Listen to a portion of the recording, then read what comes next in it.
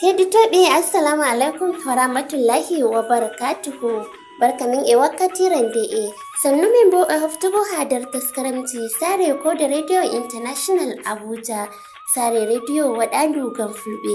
Hedite taskaramji ko da radio international Abuja do mita cappantati e go'o iga jamdi jeyetati yahugo jeyetati e reta wakkatuji Nijar, Nigeria, Chadi e Kamaru. Inde an Khadija Usman Adwari taskiti fodongo on taskaranci anin e hande yalande alarba aran da kuvaruci duniyaru e hande.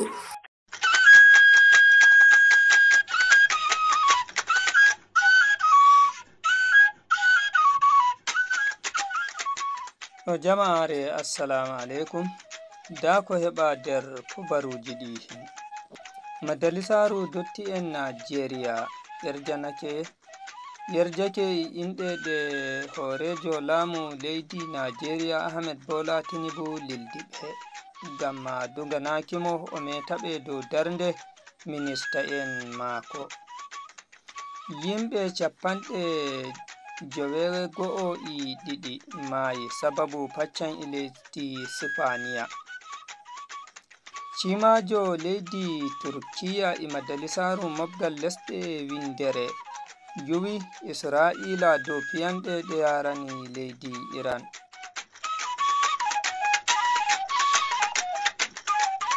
Joni sai mo'itinon jonde gam nanki kubaruji ɗin ɗifumaji.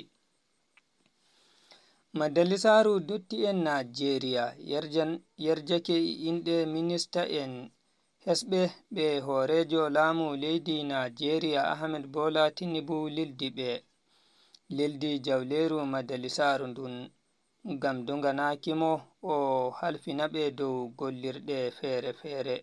Nder asawere salindeni ardiɗo laamu leydi Najeriya on jippini woɓɓe nder minista en maako i wailuki inɗe woɓɓe den woɓɓe bo o wailani ɓe gollirɗe. Mayuɓe sababu paccam ndiyam i yebre Balesiya leydi Sifaniya hewti yimɓe 92 ɗum heɓi toɓo ndiyam mafindi jam i yebre funangere lesdi Sifaniya ndin ko waddi sanadu paccam yebre nden bo yimɓe ko hewti 1950 nasti nder nifre ɓawo ndiyam wonni laabi hite lantarki yebre nden. Totoni on woytu kubaruji ɗi ɗo warana on iga kode radio international Abuja. On mbawai heɗitaki min dow Facebook kode radio ima channel YouTube amin kode TV. Nden on mbawai heɓon min ha yebre TikTok kode TV. Gollirde jamu leydi Lebanon wi'i limgal ɓe piyanɗe Israila mbari hewti 2,992 nder maɓɓe e wodi baccoy 190 nawnaɓe bo hewti 12,992. Gollirde hakkilanta jamu leydi Lebanon din ɓesdi wiigo nyalde altine tan baraɓe hewti 82 nden bo 190 nawnama. Cimajo malla ambasadorjo leydi Turkiya e jawleru majalisaru mofgal lesɗe windere UN Ahmed Yildiz yuwi kippol Israila ngol yari dow Iran. Cimajo Turkiya on o wi ko Israila yiɗi wangina woni umminki holo e fitinaji yebre hirnangere Asiya. Cimajo Turkiya on yaltirɗo jonde komitiru rento ndu majalisaru mofgal lesɗe windere UN. Non bo ministajo hakkilanta yasi Turkiya hakam fiddan wi'i ankara yiɗa kala ko umminta goɗɗum fitina nder yebre nden bo o wi to ha leydi iran helanake hore mun ɗum haqqi mari. Kerol ko heɓa nder habaruji amin ɗi jemmare nde wonɗon dow darnde surguɗoyan imoɗon Khadija Usman Aduwari, injiniyajo amin mo jemmare nde Ayuba Lamiɗo Munyal. Inde an Ibrahim Romodake wi'ata gonde taskaramji amin luttuɗi pinen jam.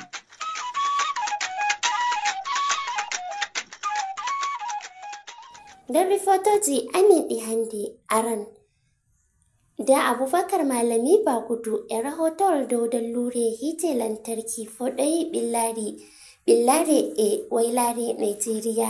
Dow dullere hite lantarki e lesdi Nigeria ni jihaji wailare lesdi Nigeria fuka nasti nder shanu nyure dullere hite lantarki lati Kenya non gwamna en a wailare lesdi Nigeria moɓi e ton Kaduna ngam darugo laabi firtugo shanu ɓillare hite lantarki. Dullere hite gen en ni waddi ɓillare sanne haro shanu wato lumoku hautade e shanu sana'a fere e lati gaɗoɓe shanu hokkugo cede e gaɗoɓe shanu comrol nyameteɗum e comreteɗum kote e ɗo wala leddi Nigeria natti wannere musamman ma cippoɓe ndiyan pewɗan ɗan malamallure nden en bo en dari nokkuje fere latiɗe kampaniji naftirayiɗi hite lantarki ge lesdi Nigeria fu ɓe natti wannere dullere gollal golloɓe ɗuma eɗon wulla wigo kampaniji ɗi a gollayi ni a yoɓatake kay ɗum daraki ɗon tan fama ko hetani shanu lumoku na'i e bo bisaji fu ɗi lati hite gen wala watta woɓɓe hocce cede muɗum illa ɗo yago to nden bo ɗum hultori e jaha Kebbi ni ɗi lati jaha non latika woɓɓe ɗon naftira hite lantarki e gen haɗo namol wato injiji hautade bo e nyotugo kolte ɓe kolli dul nangi belɗum maɓɓe nden bo ɓe nodda gwamnaɓe ɓemɓe woyla lesdi Nigeria ɓesda foɗugo gawarɗe nden bo foɗa ɓoggi ngam wigo ari lesdi Nigeria Tinubu o hocca jabruɗe hautade bo wigo no waɗi woylare lesdi Nigeria tan woni wala hite amma fombina lesdi Nigeria nokkuje luttuɗe fuu ɗi woodi hite gen en ni ɗi woodi goɗɗum ko yiyete ko nder amma mi ƴami goɗɗo lumojo goɗon a gimomi sen noyi ɓe gi'irta dullere hite lantarki e Nigeria. Gaskiya dullere hite lantarki ɗo Nigeria musamman minon ɗo arewa gaskiya min gon don wannere ga harka amin hudarike dan ko huko min gatta joni i hite non harka lumo harka min cippa biyo wata i harkaji ni kala hite non kuma joni hite da rike gaskiya min ela gonaɓe hani ɓe ɓeyda darago no woɗi ngam ɓe gi'a ɗo arewa min keɓi hite no woɗi. To en a dari hane harka sana'a gateka e ndiyam pewɗam e ko nandi banon fu ɗum darike to joni derke en malla bo sukaɓe latiɓe e jooɗi e woso ni tan nyotoɓe gaɗoɓe tela e goɗɗum fu natti wannere to ɗum on shawara maɗa e himɓe. To ko on shawara e himɓe ni hani ɓe daro kamɓe ma ɓe keɓa sana'a ɓe nanga wana a watta ko gi'a wai sana'a gata dole sai i hiti non ko da ɗum wala non sai keɓa goɗɗum nanga gan joni Nigeria gaskiya min gon do wannere gon ko sai ni Allah wutana min kawai. A goɗɗo latiɗo gaɗɗo shanu lumo konton ɗan Muhammadu Abubakar o wi'i kamɓe ni e jaha Kebbi ɓe ɗon toro kode lati woɓɓe ɗumma ɗon naftira jeygol naange andiraɗum sola kamɓe naftirta jomɓe gurtike malle shanu hite lantarki tokom o yi'i ɓe jaha yeeso naftirgo nyotol fama e beɗi hite lantarki andiraɗum fanka e ma fa e ko fewnata suudu andiraɗum AC funi ɓe tefa wigo goɗo e bawangu shanu sola malla bo jeygol hite malla bo jeygol gol en keɓetegol e ganange ɗum naftira ɗum waɗa firjiji e fankaji e ma funi ko ate joni wayle iga hite lantarki ke lesdi e kota sola e ɗo wayla lesdi Nigeria ni Allah riskini en nangi e woodi ñaaɗinge sanne ngam majum joni fama foɗohi gaɗoɓe demal ceeɗu hoti sola ɓe gala torra sodugo nebbam petrolijan ngam boneji ɗi laatike ɗiɗi ini petrolijan naawi nden bo ini hite lantarki kanum bo toƴama amma ni en fuu ɗum jongiti dow dullere rento hani jami en rento hocce jabruɗe yaago ton to ɗum taƴi hite genɗen ɓe tabitina wiigo ɓe mbi ɓen ƴatotoɓe haddi ɗum e gartira hite genɗen ngam en heɓa jonde jaam e kawtal hoore lesdi Najeriya keretol gon ɗon Aboubacar Malami Bagudo e gaɗoji ha Kebbi. A yettama Aboubacar Malami Bagudo. Kala debbo yiɗi andugo dimu hoore mako fuu o wonda be Kode Radio International. Iga ton diwal Gombe en wandi e rahotohol banihi. Fuɗi batal rigakafi polio e lesdi na faɗa e Gombe madaki na faɗa noddi sorowe en ɗobi dace ɗum waɗani bacci maɓɓe batal polio. Inde am Umar Muhammad Baraya min woni madaki e lamorde na faɗa.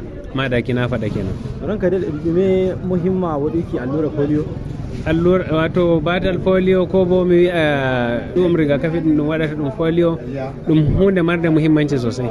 Ngam daga fuɗɗuki ɗum waddugo hande ɗum yi'i ainihin ci gaba sosai ɗum yi'i wato nafuda majum sosai ke joni yawa ɗum yi'ata bacci a baccel ko nakisa ke heɓi nakasa e kosgal ko e jungo ko goɗɗum ɗum fu ɗum wala e nder bawɗe Allah e bo nder wallide hanjum rigakafi ɗum wato ɗum yirani ɗum sosai ɗum wodi amfani sosai entare e jamu jama'a. Ranka da awodi noddiki wato ko min mbiyata e madadi lamorde na faɗa ɗum ɗon umra gorko e debbo mawɗo e baccel julɗo e kefeero kowa da kowa e dow cewa e nder lamorde na faɗa dole ɗum tokko wato to mi wi kefeero na miɗon nufi mo ɗumtata ko a'a mo julata kenan to ko iri dina kay marɗa ɗum ɗon nodda gaba goo ko moyejo hokka wallinde muɗum ɗum yi'a hunde nde ɗum heɓi ɗum waɗi ɗum sannan bo ɗum nafi ɗum yi'a bo nafuda majum bana ɗum yirata joni. Ma'aikacijo Rotary Club International e na faɗa Gombe Muhammad Lamuwa Biri mo wolwi do mahimma batal polio e yimɓe karkaraji.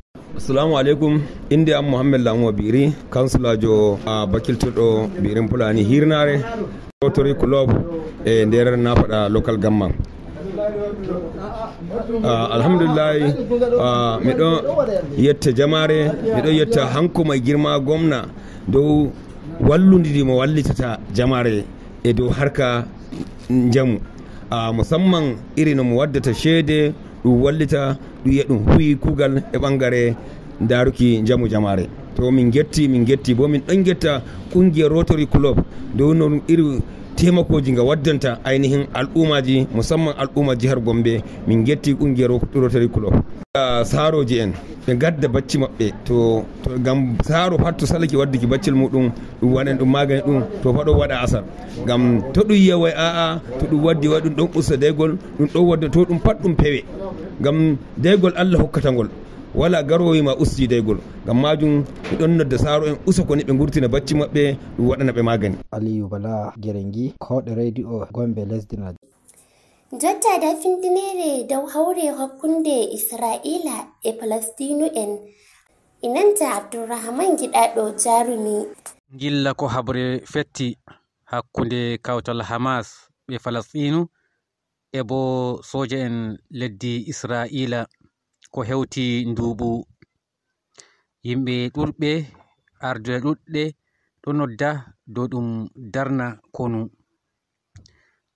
konu yimɓe ɗuɗɓe ɗo nodda ha dow konu darne ɗum habdi foti bawɗe lesɗe ɗuɗɗe kabdi foti bawɗe ɗum darna konu amma non salake hama soja en Isra'ila woɓɓe ɗuɗɓe giri ɗum darna konu ngam bo ɓe nyami bu'e ha habre ɓe ngadi hakkude maɓɓe Hamas ha suuliyaji maɓɓe ƴoogi hendu ko ƴame haɗo ko haɗi ni hande waddugo ragare fitina ka fu e latago moftorle ɗuɗɗe gaɗama hakkunde leddi Isra'ila e mobgal Hamas leddi Amerika e lesɗe nasara en woɓɓe ɗo kolla wargo ardiɗo Falastinu Yahya Sirwan mo Allah hinni wadday ragare fitina kan ngam hanko sattini hoore haɗi waddugo de'ende hakkunde lesɗe ɗen ɗiɗi to seni gonga haala kam ɗum fewre ba lawru. On giɗi waddugo jonde jam, on mbi on giɗi jonde jam, nden mbaron ardiɗo amin on tefi jonde jam waɗa. Dammuɗum haala ardiɗo Israila Benjamin Netanyahu hanko witte yiɗa jonde jam. Ko yiɗi ni o tilfa Falasɗinu en, o halka ɓe, hanjum o ardini. Ko moye arti andi yigo no o wardata ɓe, o wara yimɓe ɓe jogaki kaɓorɗe, o waɗa ko rufgo bomji ha dow maɓɓe, o waɗa ko wargo ɓikkon rewɓe njaydiyanko en, o sakkina bomji ha jangirɗe, ha nyawdorɗe, waɗa ko woggo bononda.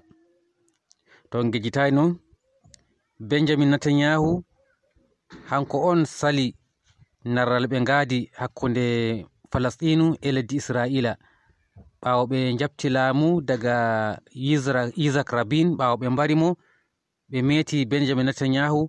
Daga ɗon o sali narral hakkunde mako e Syria, e Lebanon, e Falasɗinu, e lesɗe ko taari. Ngam bo hanko Benjamin Netanyahu ɗum Yahudujo geddo Allah gonɗo nder jam'iya biyetenga Likud.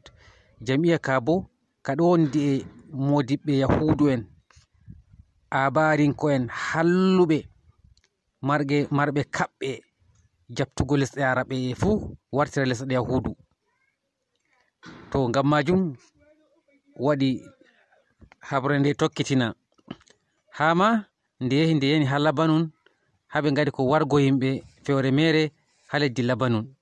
Na wai ɓe anda ha soja en Hizbullahi ko Hamas goni ba, ɓe andi, amma haykinare dow haykinare ɓe giɗi ɓe tilfida ɓe fuu ha duniya. Ngam majum to ɗum yiɗi jonde jam, lesɗe Arabe kawta ɗum homba Netanyahu, ɗum tabbitina wigo ɗum haɗa mo ma firdugo e pirowal mako ƴaɓɓito lesɗe Arabe dilla ha leddi gondi, to ni ha ɓe ngodi kawtal hoore hamɓe lesɗe Arabe. Ma bo ɓe kabda ɓe tumbira leddi Israila ɓe mbilandi, ɓe kabda ɓe njaako leddi Iran haro tilfugo leddi Israila. Lawol ngol tan ɓe tokkoto ɓe coptina koye maɓɓe, ɓe coptina bandiraɓe maɓɓe Falasɗinu.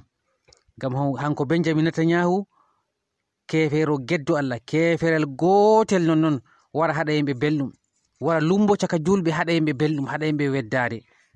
Ngam majum wajibi lesɗe julɓe gosna haala aqidaku gongu, gosna haala giɗaɗi ɓernde, kawta hoore ɗum hona Netanyahu, ɗum homba mo, ɗum hona mo, hanjum hani waɗe. Ngam to nanon ta ɓe mbiya ɓe kedi to wayri leddi ɓe tammo leddi Amerika wadday ragare fitina ka ba, leddi Amerika waddata ragare fitina ka. Yawwa ɗum fu ɗum hilaji tan, ɗum hilaji ndi wala anniya bo dolugo Netanyahu raggina fitina ka. Ngam mai ɗum tummira mo, ɗum holla mo wala no o foti, ɗum tumbira mo, ɗum itta mo. Lawol ngol tan waddata jonde jam. Modiɓɓe wala ma bana modiɓɓe Nigeria, ɓe kula jawmirawo, ɓe kula jawmirawo, ɓe anda wiigo Yahudu en ummanake tilfugo julɓe, Yahudu en ɗo torra julɓe Falasɗinu en, amma hamɓe bo ɓe kooshi tan Saudiya lural ko bo siyasaku gongu hakkunde lural siyasa gongal hakkunde Saudiya e leddi Iran, hangal ɓe kooshi hamɓe ma ɓe njaaki ɓe cakkini Allah, ɓe cakkini annabijo. Ɓe kula Allah hamɓe modiɓɓe woɓɓe ha Nigeria, sakko ma bana jangoɓe ha Jami'a Madina, ɓe kula jawmirawo, ɓe anda wiigo ko Saudiya watta woɗayi. Saudiya ɗo yakani heferɓe, Saudiya ɗo tokki nasara en heferɓe, Iran bo ɗo wallita julɓe. Ngam majum dole maɗa jabrana Iran, kala julɗo marɗo hakkilo fu yabrana Iran. Hande wala no ummotoɗa mbi'a leddi Israila, wato leddi Iran ɗo hona Israila, ɗo valla yimɓe, mbi'a aa a felayndi. Ɓawo bo nda leddi Makka, leddi Jordan, leddi Misra, wala ko ɓe ngaɗi, wala goɗɗum ko ɓe pondi ɓe njaray mballa, wala sunnango ka ɓe tokki. Nden sai goɗɗo ƴufno ƴukkino.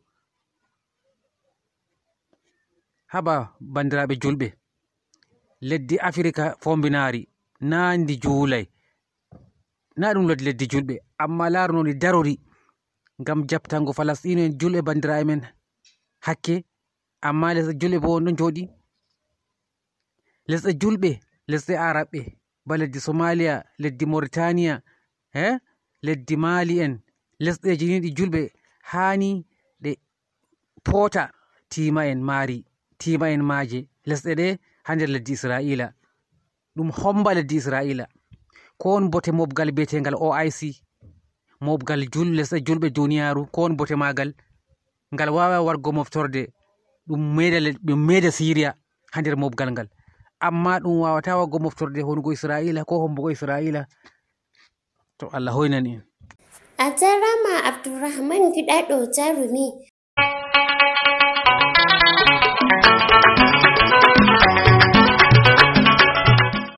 Be amin jemma e nyalawma ton gostoro be gumbar radio mon domi taadi 49 der Abuja ndarde go nyelde fu wala hendu ko hoshaki hite suudu radio Kode International sai ummatore konde min don gam onon ma gonden be amin.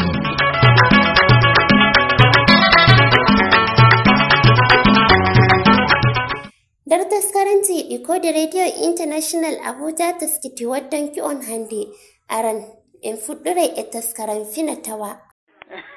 Salamu alaikum. Alaikum salam. Gurka? Kurkur a wari? Mi wari gurka am. Kai jaɓɓama. Oɗi gurka am.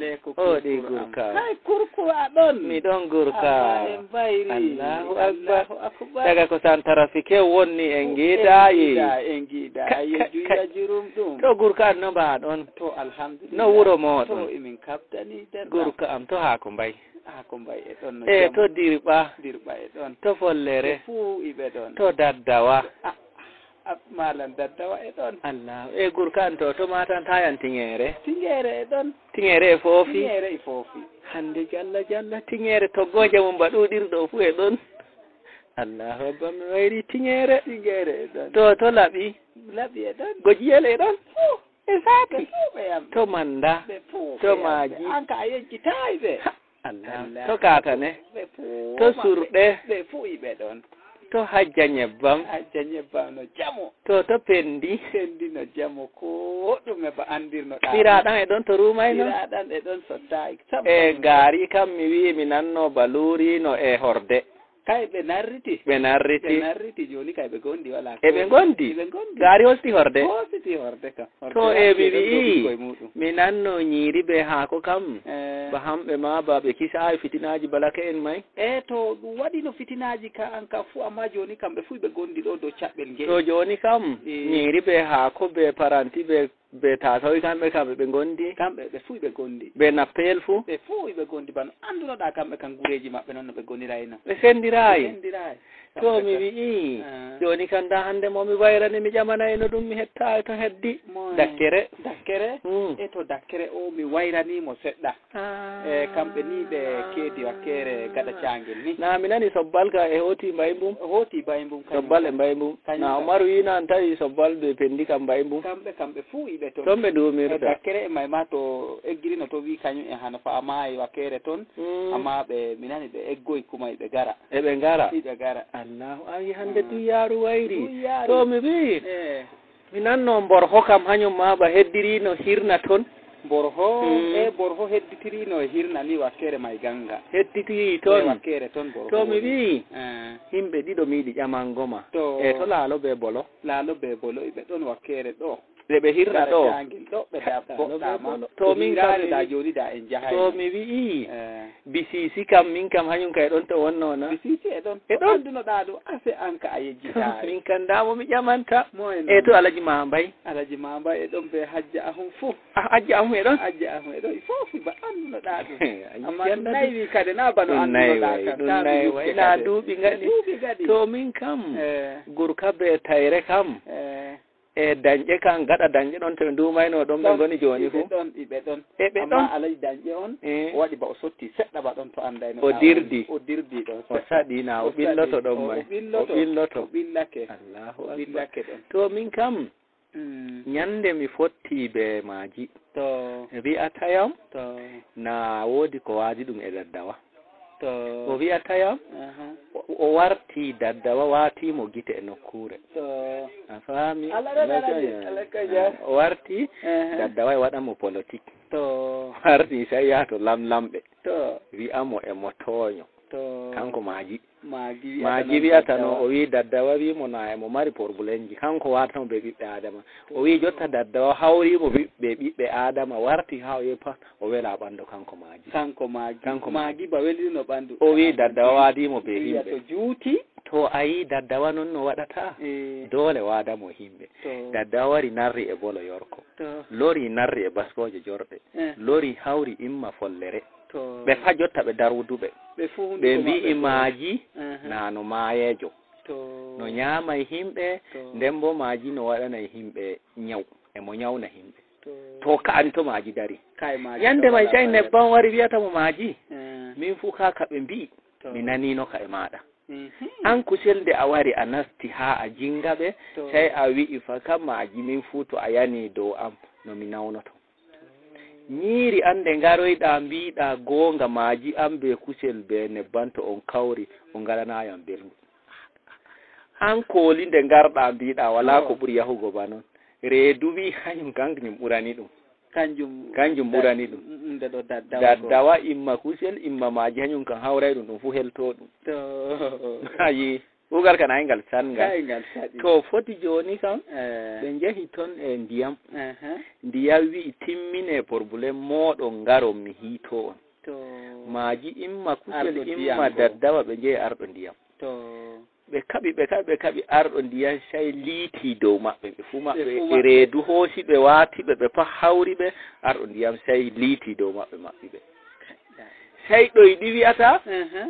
joni kam hañum be leeso ɗoyɗina e narri e leeso ɓe derɗiraɓe te a andi ka say ɗoyɗi wi'ata leeso joni min nangete ɗoyɗi wi a'a na an nangatayam min leeso min nangatama an ɗoyɗi maɓɓete to laaruki a nde ɓe ngaadi ka say ɓe noddoy borgore wiyata bisimilla an leeso to a nangi ɗoyɗi a wallini min mi suddaymo haala ka wari waadi baninni ɓe ngaadi noon say nde ka daayi haa ka meemi lerji say ka meemoye detti laarugi'a nde ka meemoye detti ɗo kam ɓe jeyi e alaji weeti ɓe jeyi alaji weeti ɓe jeyi e weeti ɓe jeyi weeti ko yaari ɓe alaji weeti nde weeti say detti waroy jotta ka wiyata ɓe to na wala noon no ka waɗira detti waroy so ñaari waroy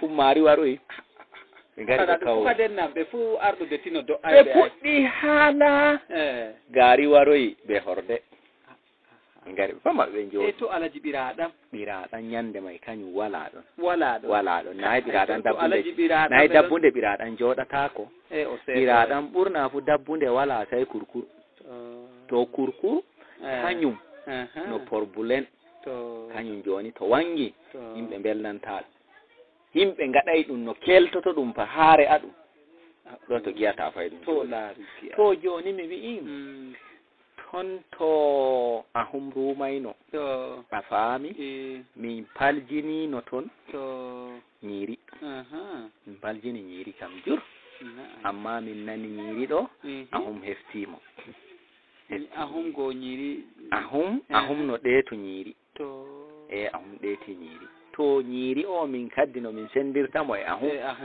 min ngaɗi dabare min kettaayi sey min gerɓi kurkur yahi toon kurkur yahi ɓe ndimbootiri amma kadi kurkur no do'u ahum hooso e ñiiri wartiri jotta ka ñiiri warti amma mi nani ñande sini haako mbayiɗi haɓɓana ñiiri haako mbayi nanmo de galla de way haako mbayi de way kurkur seera haako mbayi te nano fa inaare hono bonnori an inaare fa rewɓe warti kuma har rewɓe warti kuma yaasi wana kulgiiɗa haako mbayi te'i ñiiri to andu baskoje kan to oɗo ɗo na taƴangoma wolde oɗo ɗo to ɓuli kuli minani sotti to wonay ayi to hajja tunkusa na erumda e dakuwa kai da tunkusa dakuwa ɓosay kamɓe kam fu eɓe ton to andunoɗa ton to ɓe goni gaɗa ndiyam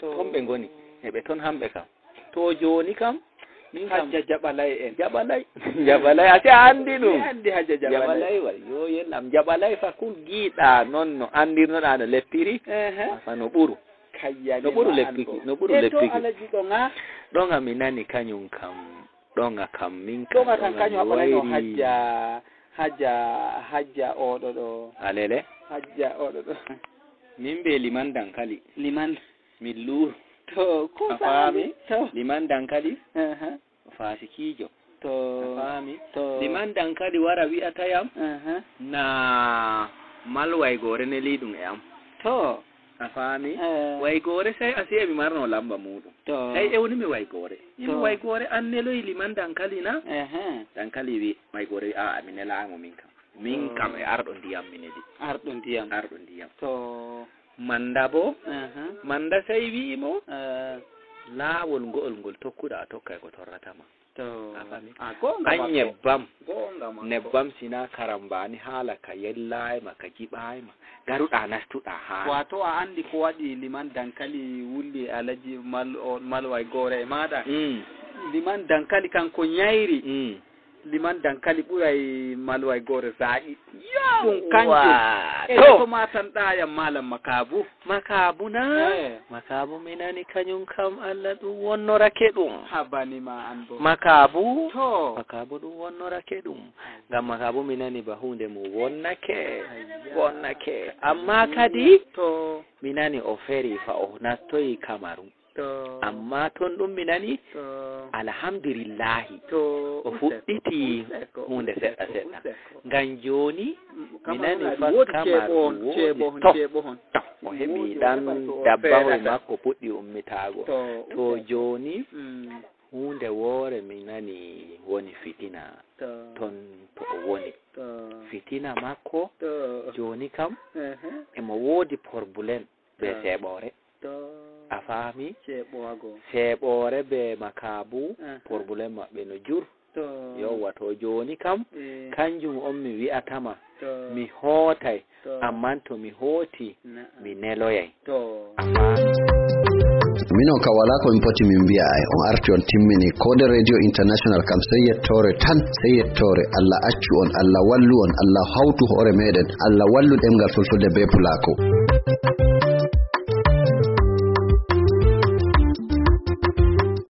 Taskaram Radio Faransa International Kautal Kofi e Kode Radio International Abuja dar ɗemgal fulfulde tokkitay ɓawo. Kiwal Tarindi Oumar Mamadou Sow.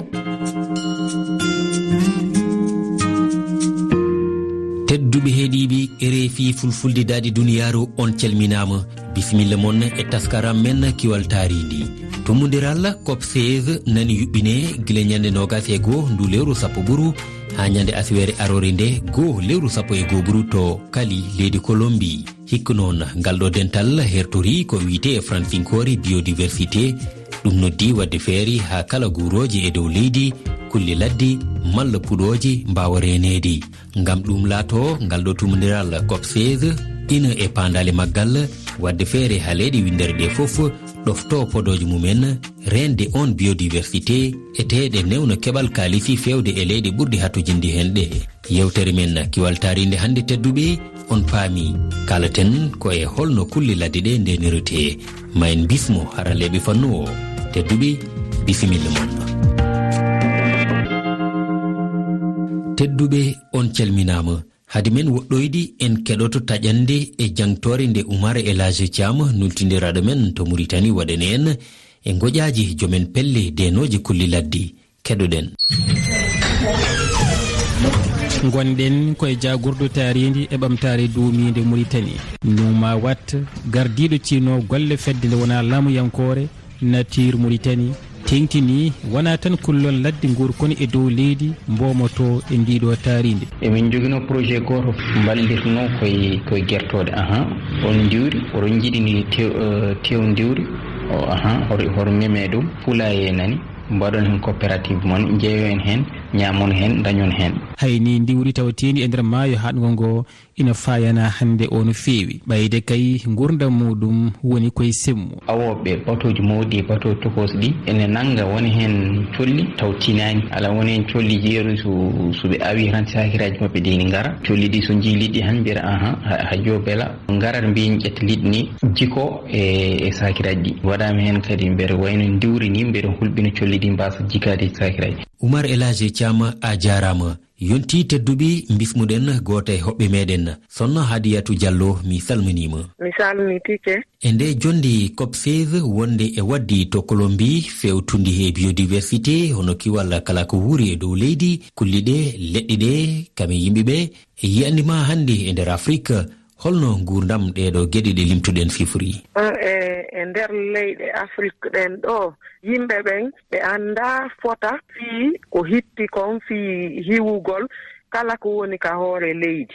ɓay ɗo hiɗen haani hiwugol kala ko woni ka hoore leydi ɗum woni kulle ɗen ma leɗɗe ɗen. ɓay ko leɗɗe ɗen woni addude henndu ndu foofeten ndun. hiɗe tawa kadi e okkorgol en ndiyan e nguure. kulle ɗen kadi hiɗe hitti fota ka gurdam men. simi ƴetti wano ñaaki ɗin ko ɗin foƴƴinta tutateeriji ɓurɗi ɗin. ɓayle si tutateeriji ɗin foƴƴaali en heɓata ñaamete. kulle goo kadi wano deemuji ɗin hiɗi walla fota fii wurnitugol leɗɗe ɗen ka buruure. ɓayri ɗi ñaamay ɓiɓɓe leɗɗe ɗi yaltina geeƴi ɗin ko ɗin geeƴi ɗon fuɗitata. si en nangi warugol kulle ɗen ɗe lannay e kala kadi ko humondiri e majje lannay wano no mi wowliri no. haray ɓiɓɓe men ɓen e taaniraaɓe men ɓen heɓoyta no wuurira ka hoore leydi ɗo. En paamiɗo kala ko wuuri e dow leydi ndi ina jogi nafoore ha tengti noon e kulle ɗe ete a holli kewɗe e majji ina tampina e yurnitoji mon ɗi holɗen kulle ɓuri yaweedi e nder leydi men Afrique. a kulle ɗen mi fuɗɗoray taw wano ɗi deemuji e ɗi kulaaji e wano ja'e ɗen ɗum ɗon kadi ino wareede moƴƴa wano ɗe benjaaje ɗum ɗon kadi no wareede moƴƴa. kono mi sikki si yimɓe ɓe wawama yewteede nafa ɗum ɗon yimɓe ɓe wawama yewteede bone kadi konko ɓe woni wadde ɗon ɓe waway accude ɓe kamɓe kadi ɓe tawe e hiwugol kala ko woni e hoore leydi. namdal nani ɗon Hadiyatu Diallo eɗen gandi wano ngal ɗo tumodiral COP biodiversité ina yuɓɓine kala duuɓi ɗiɗi pehe kewɗi kadi moƴƴi ina ƴette hitande kala kono ɗoftugol ngol ko caɗeele holko saabi ɗen podoji ɗoftitaki e beele hikko haɗo yakori ko tongote e ndeɗo jonde to Colombie ma ɗofte. ɗen pehe ɗon ɓay hino woowa ɗum na hande fuɗɗi gonga ko wiwɗon sondo wo pehe ɗen ƴettete kono ɗe hunnetake ko haɗi noon ɗe hunne ko ɓay yimɓe ɓen tigi tigi wonuɓe ɓen ka takko burureji la population locale ɓen ɓe alaka ɓannede e mum ɓe alaka ɓannitede joni mbuuɗi buyi hino jonnede e mum kono ɗin mbuuɗi ɗi ala hewtude wano population locale on sina ɗum si ɓen ɗon arama joni innama a joni ɗo e on soppude ɗe leɗɗe ɗo aawon ɗo joni menen men hollay on ko honno wawirton aawude hara on soppaali leɗɗe ɗen hara kadi on huutorali leydi buy kono hara on wawoyay heɓugol nguure buy suma lannuɗon aawude kono ɗum ɗon fof ko ma e wonɓe ɓen dow ara ɓe sendode ko ɓe jonna ko ɓay sa inni goɗɗo yo accitu ɗum ɗo tawi ko ɗon o wowi wurnugol ɓe nguure makko nden ma jonnamo goɗɗum ngo ko o kippa goɗɗum ngo ko o fewta fiino accitira ɗum ɗon ɓay tagaɗo kam ma wuura ma gera no wuurira kono sa jonnalimo goɗɗum ngo ko kippa o accita ɗum ɗa haray o wawata accitude ɗum ɗon taw. Hadiyatu Diallo mi yettima a jarama. On jarama.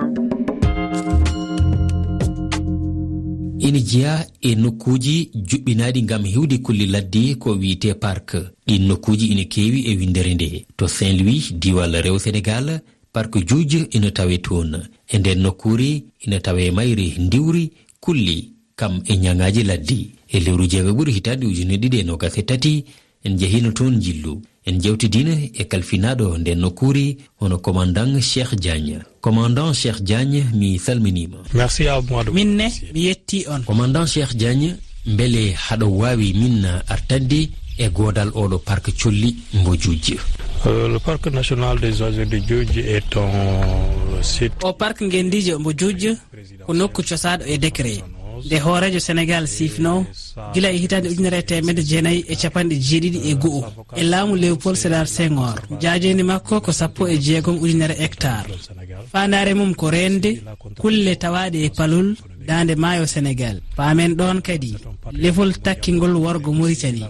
O parc kadi ina jeeya e nafoore mum wallidde e ɓamtare faggudu kam e rendiyankore. Omo jeeya e denaɗi windere ɗi UNESCO e site Ramsar luggere heccere windere yankore. Min jeeya kadi e puɗoje kelɗuɗe moftaɗi e ciifol wiyetegol Delta du fleuve Sénégal. Et nous sommes aussi un des noyaux centraux donc de la réserve biosphère du Delta du fleuve Sénégal. Oui. Mon commandant eɗen gandi oɗo parc ko tataɓa e windere nde e fannu mum holko rokki oɗo parc Djoudjo ngalɗo gueɗal. En fait, d'abord le premier critère c'est selon l'UNESCO. Hey, gueɗel gadanel ngel ko wonande UNESCO ko mbadi ndi hono joɗdam ɗam. Ɗum woni toɓɓere 10 e toɓɓere 7. Toɓɓere 10 nde ko mbadi ndi, toɓɓere 7 nde ko certugol fannuji ɓuranteje tawateɗe ɗo ɗe. Sabu hande ina tawe ɗo ko ɓuri 360 fannuji walla mbiyen baadiji colli. Ete kadi amin jaɓɓo colli kewɗi immortoɗi e leyɗe goɗɗuɗe ngam yillade ɗo ɓesni walla tan ɗo wuuri e jam. Pour des besoins de grossissement mais aussi pour les besoins de reproduction. Ina heewi fifaji colli gonɗi ɗo yogo hen imori ko ha Europe, Asie e ko nandi hen. Holno ndenirton ɗeɗo kulli fof? C'est important, la question est importante et c'est ça l'intérêt de la conservation. Namnal ngal ina waɗi fayida ko ɗum woni fayida rende nde, sabu rende nde wona hay hunde so wona jillodirde e wadde jokkodiral hakkunde faggudu rendo kam e laddele. Ɗum firti ko darde arwonire nde ko tabitinde e ñiɓnude ko woodi ko.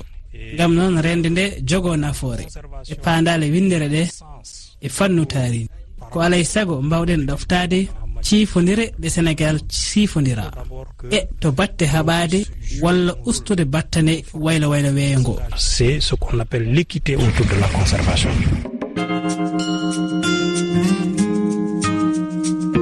Tedduɓi gasi ha laaɓi ko ɗum woni komin tonganno hande taskaram men kiwal taaridi. Yakare ɗe men ɗo wondi on keɓi hen nafoori ko weltari timmude wonannomi yettinande on ndeɗo yewtere nde Saliou Diawo hedanno en to karallagal muɗum. Aadi men e kiwal taaridi ko yontere fande sogeno haaji. On jarama tedduɓe.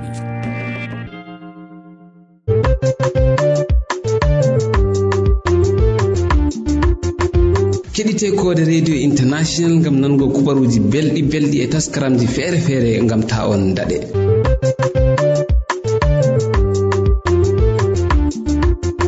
Haragare da taskaram gimi fulfulde.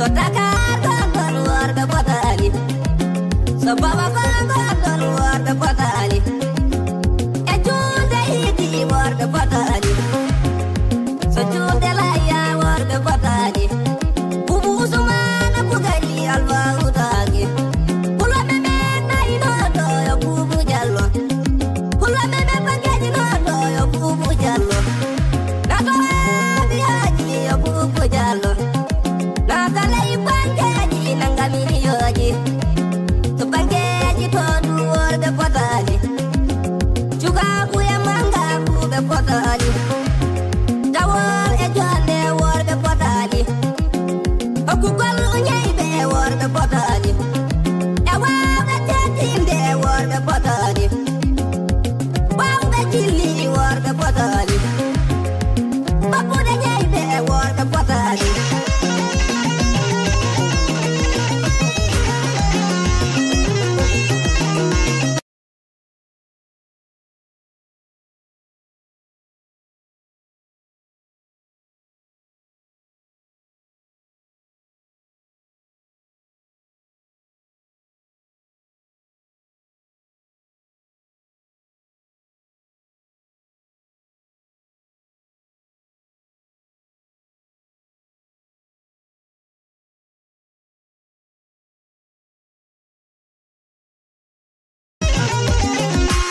Worɓe gollebe Alfa Baba Fama Uni, Adama Idrissa golle Mama Ali, Yerojo Allah Idrissa golle Mama Uni, a gollani Alfa Baba Fama Ali, annanimi abiyoji permi kilasi, Alfaru katama miliyoji, Alfa katama iPhone ngaji, Haruna Idrissa golle Mama Ali, Sekal Islam golle Mama Uni, Ibrahima Tambakan Jallo golle Mama Ali, worɓe gollamɓe Alfa Baba Fama Ali, Ibrahima Tambakan Jallo anafowo, Pulomo Isi Haji Tambakan Jallo, Hamadi Modi Mamadou Abbasina, Kan Jallo golle Mama Ali, Mustafa Sheku Alwada Yogido Alfa, Amadou Bourahima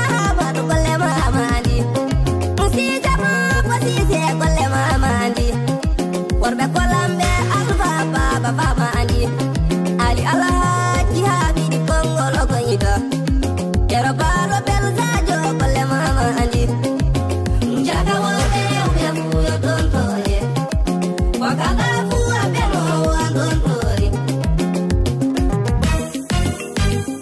Koɗi jammare, la ilaha illallah Muhammadu Rasulullah, hande du to jaltirɗa, ko kalɗa ko yo haɗiɓe noon, sabi waɗino wakkati goto e zamanuji belliɗi.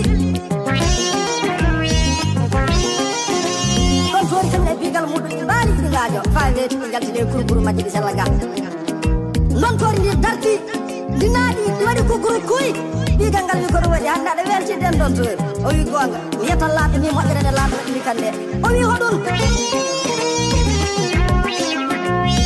o wi ɗon kolol ngol lanɗo hokki kangol, daabo fuu lanɗo hokka e gol, somi fini beete, gila nangi nge jibinaka yamana, somi noddini, hono korolal ngol wala, nando muɗɗi wala e daabaji. O wi ɗon kolɗe am ɗe, daabo jogiɗo hono majje wala, o wi ƴeewa bippole am ɗe, daabo jogiɗo hono moɗɗo wala, lanɗo ngarɗini kam sanne. Nenno ɗum waɗi, so beltimi joni, muymi yettiti ɗum jomiraɗo. Bigal ngal notiri ɗon tori a haali goonga.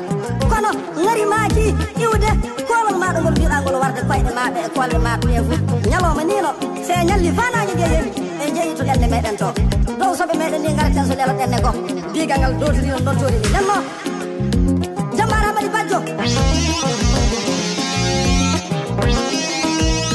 Ɓe micro laati giɗaɗi muɗum ene wajibi.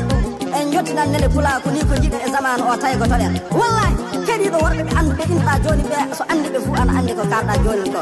Ɓe gana tontoɗe nde zamanu. Ko kalɗa fuu a fenan. Mo nanganɗa aadi fuu a fenan. Mo mbambuɗa fuu a jippinan. Mo teddinɗa fuu a hoynan a yiɗana goɗɗo fuu moƴƴere. Te mbiya an a tawi ɓuuram a fen. Worɓe laatiɓe tontoje nde zamanu muɗen ɓe min kaaja kaɓe.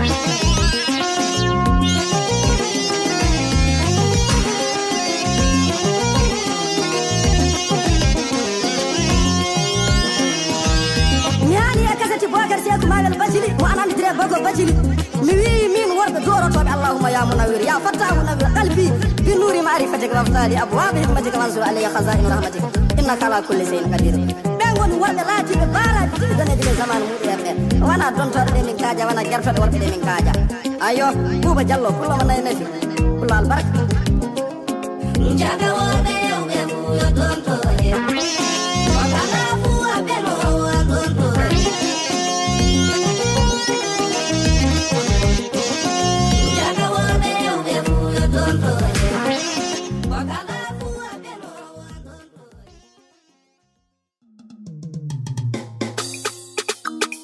hande bo wuro Duwala bangal Isa Diallo ngal ende nuno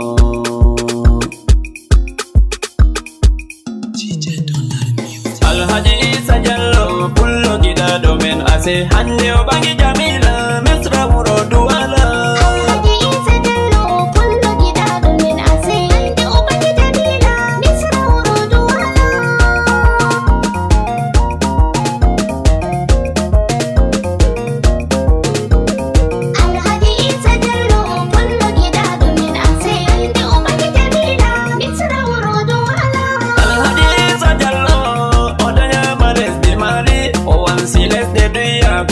ɓe andimo nden bo ɓe no giɗimo o subti lesdi Cameroun o wiɗo o yiɗi wona joɗorde mako gouvernement Cameroun yerdi Isa Diallo ɓulaku lesdi Cameroun yerdi Isa Diallo warti Cameroun e 100% hande o ƴewni en ɓangal mako ɓe Jamila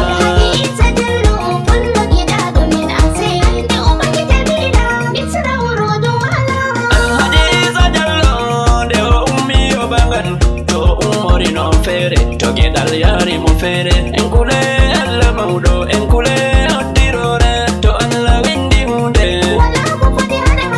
to Allah umre hunde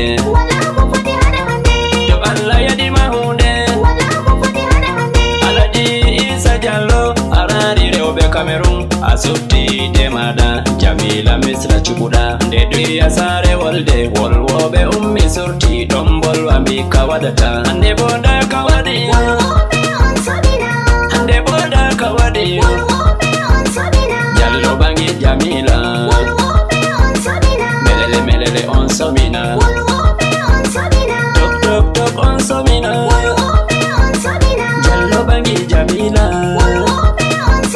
worɓe rewɓe saydike en gari ɓangal mako Alhaji Isa Diallo gañumano semtuɗo ngam a wala gañani mo wi haɓanɗe maɗa jogo paɗe ha jungo ngam neɓata o doggan baba ladde haɓatako en tappane mo kelle Diallo baba ladde worɓe en kellanemo Diallo baba ladde rewɓe kellanemo Diallo baba ladde Duwala en garina Diallo bangi Jamila Alhaji Isa Diallo min mbimo baba ladde en tappanemo kelle Isa Diallo baba ladde Alhaji Isa Diallo yimoɓe noddirimo Diallo jomu sahu mawɓe noddirimo Diallo jom amana Diallo baba ladde pullo mo lesdi Mali Allah foɗu balɗe ma Alhaji Isa Diallo pullo giɗaɗo min ase hande o bangi Jamila misra wuro Duwala Diallo mi salminima PDG imo police mo lesdi Cameroun mi homnima baba Allah wallu kuɗe ma Diallo bangi Jamila Isa Diallo ɓingel Alhaji Amadou Ali Diallo mo lesdi Mali hande a ƴewni min ɓangal hawro Duwala Diallo bangi Jamila Diallo mi salminima ɓingel Hajja Mariam Sidi ɓe fulɓe Mali Diallo bangi Jamila accumi lela himɓe ma toye fulɓe Mali Diallo bangi Jamila Ali Diallo mi homnima sannu baba Diallo bangi Jamila Amadou Keli sannuma Allah sayne sure jallo bangi jamila bakari jallo mi wari maliya jabbinoyam jallo bangi jamila modi jallo mi wari sannu pullo lobbo jallo bangi jamila sannu dirisa sangare engari buro duwala jallo bangi jamila lale lale burai jallo mi salminema jallo bangi jamila lale usadi dikure sannu mi salminema jallo bangi jamila hande ngari duwala jallo bangi jamila dauda jallo wari general jabbi mada jallo bangi jamila buya jallo ongarina e saidu jallo jallo bangi jamila ibrahima jallo toy hawa jallo be adda jallo hande on ngari duwala alhaji isa jallo kullu gidado min ase hande o bangi jamila misra urudu wala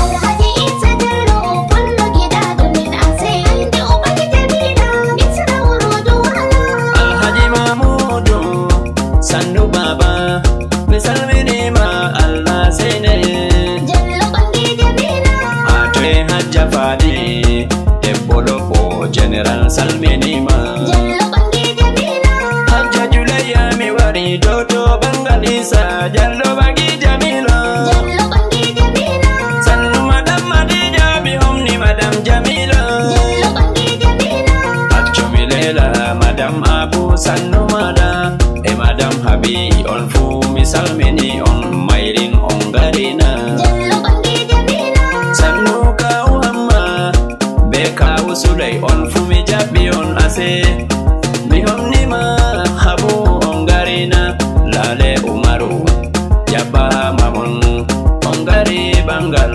jallo dum momeden to aliyu kole mi jabbi on hande wuro duwala jallo bangi jamila lale adda mi on fu mi jabbi on ase jallo bangi jamila adda sala on gari lale wargo mon jallo bangi jamila adda halimi jabbi on sanne sanne mada jallo bangi jamila lale adda maru general jabbi ma jallo bangi jamila adda maryanu mi jabbi ke ma lale lale jallo bangi jamila adda rabi awari general jabbi ma jallo bangi jamila adda ase awari be adda bandiraɓe fulɓe fuɗe fuɗo en gaddira gare taskaranji amin ɗi hande yalande alarba mo itinɗo taskaranji amin ɗi hande ahmad araf abubakar azarai kawtuɗo taskaranji amin ɗi hande ɓiliɗiɗo yargo hanko wani ayuba lamiɗo munyalgal